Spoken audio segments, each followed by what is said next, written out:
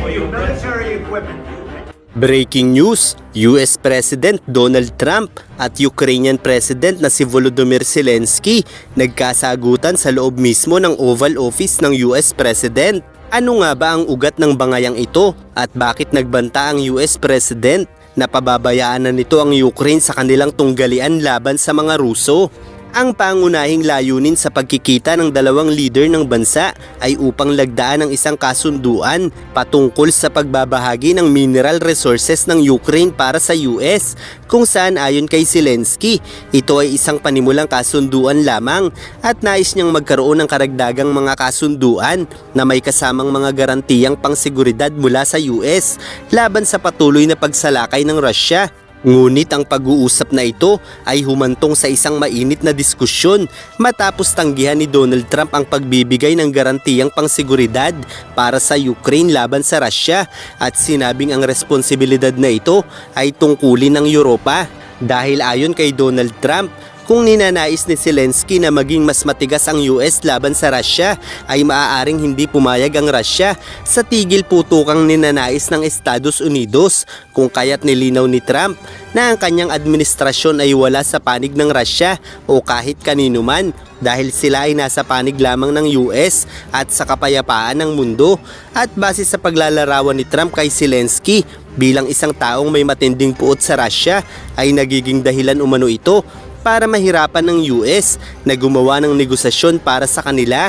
Sa madaling salita ay pinahihiwatig ni Trump na dahil sa pagiging emosyonal ni Zelensky ay nauuna ang galit nito para sa Russia kaysa sa pagnanais na tapusin na ang gyera, at inilarawan ang sitwasyon gaya ng paglalaro ng baraha kung saan ipinaliwanag ni Trump na ang natatanging baraha lamang ng Ukraine ay ang US laban sa Russia dahil kung wala umano ang US ay hindi tatagal ng 2 linggo ang Ukraine laban sa kanila.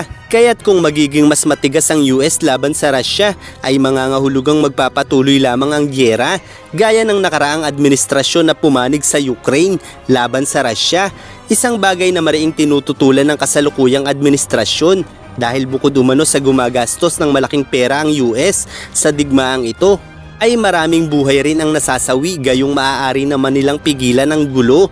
Subalit base naman sa naging pahayag ni Zelensky ay nais lamang nila ng katiyakan na hindi sila aatakihin pa ng Russia magpakailanman dahil sa mga nakaraang negosasyon umano ay nabigo pa rin ang Europa at US na pigilan ang pag-atake ng mga Ruso, kung kaya't sarkastikong itinanong ni Zelensky kung anong diplomasya ang sinasabi ng US sa usaping ito.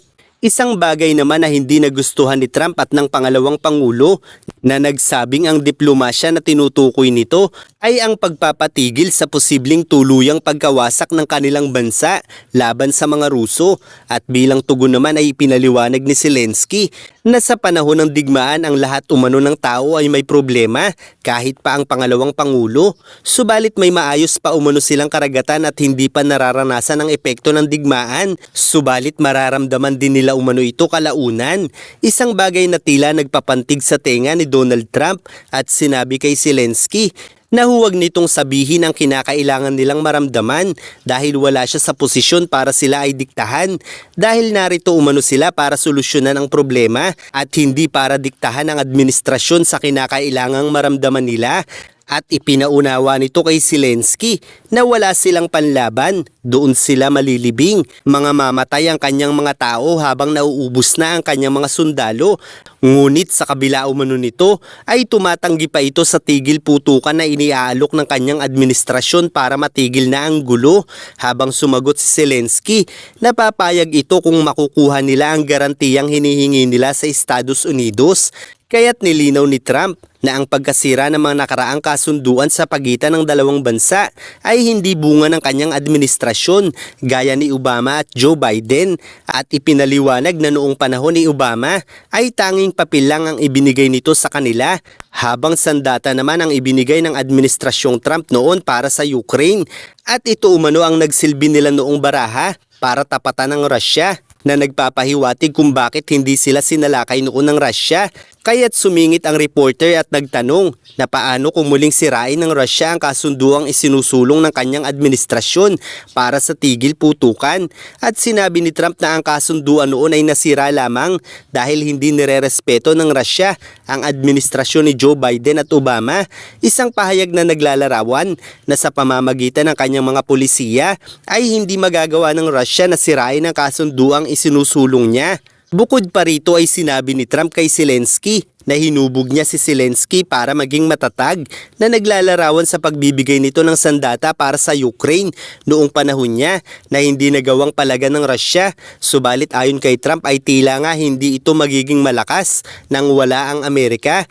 Kaya't kung hindi umano ito papayag sa tigil putukan ay pababayaan na ito ng US. Subalit sa sandaling pumayag naman umano ang Ukraine sa iniaalok ng administrasyon niya ay malalagay sila sa isang mas magandang posisyon. Isang pahayag na naglalarawan na mananatili ang suporta ng US para sa Ukraine gaya ng patuloy na pagbibigay ng sandata ng US noon sa kanila na hindi humantong sa pag-aalboroto ng Russia. Kaya't bagamat walang makatitiyak kung muling sisirain ng Russia ang kasunduang isinusulong ni Donald Trump sa panahong ito, ay mayroon namang kasaysayan kung saan hindi talaga nagawa ng Russia na magsagawa ng malawakang pag-atake sa Ukraine sa ilalim ng administrasyong ito. Gayunpaman ay may ilang pagkakataon na sa kanyang administrasyon ay nagkaroon pa rin naman ng ilang engkwentro gaya ng pag-atake noon ng Russia sa barko ng Ukraine nang pumasok ito sa kanilang katubigan. Isang bagay na nagpapahiwatig na ang Ukraine ang nanghimasok sa kanilang katubigan kung kaya't nagkaroon ng engkwentro sa pagitan nila gaya ng napakaraming kaguluhan sa Donbas region kung saan ang mismong mga mamamayan nito ang lumikha ng gulo dahil noong patalsikin sa Ukraine ang binansagang pro-Russian president nito ay nabahala ang mamamayan ng Donbas region dahil umano sa hindi patas na mga patakaran ng bagong Pangulo dahil ang Donbas region ay pinaninirahan ng napakaraming etnikong grupo mula sa Russia na mayroong sariling wika at kultura kaya't ninanais nilang humiwalay sa Ukraine na nakitang pagkakataon naman ng Russia para suportahan sila. Kaya't sa madaling salita ang bawat kaguluhan ay may malalim na dahilan at walang taong makakagarantiya kung mayroon mang lalabag sa isang kasunduan. Kaya't napaka-importante pa rin ang tigil putukan dahil hindi man ito 100% magarantiyahan ay maaari namang magkaroon ng bawat isa ng panahon para maghanda at pag-isipan kung patuloy nilang sisirain ang nasabing kasunduan. God bless. God bless. You will not have a war. Don't tell us what we're going to feel. We're trying to solve a problem. Don't tell us what we're going to feel. I'm not telling you. Because I'm you're in no answering on this position to question. dictate that. That's Remember exactly this. what I'm not You're in dictating. no position to dictate what we're going to feel. We're going to feel very you will good. Feel influence. We're going to feel very good and very You strong. will feel influence. You're right now not in a very good position. You've allowed From the yourself very, to be in a from very the very bad position, beginning and of he the happens war. to be right about From it. the very beginning of the war. You're not Mr. in a good Brown, position. I You don't was have in the cards right now.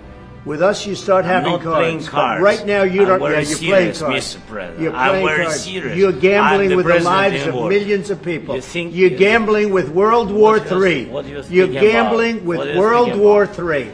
And You- what you're doing is very disrespectful to the country, this country. That's with back all to you. respect to your Far country. more than a lot of people said I'm wearing they respect. should Have have. you said thank you once? A lot of times. No, in this Even entire meeting, today. have you said thank Even you? today. You went to Pennsylvania and campaigned for the opposition in October. Offer some words of appreciation for What- the United what States you're of speaking America about? and the president who's trying to save your country.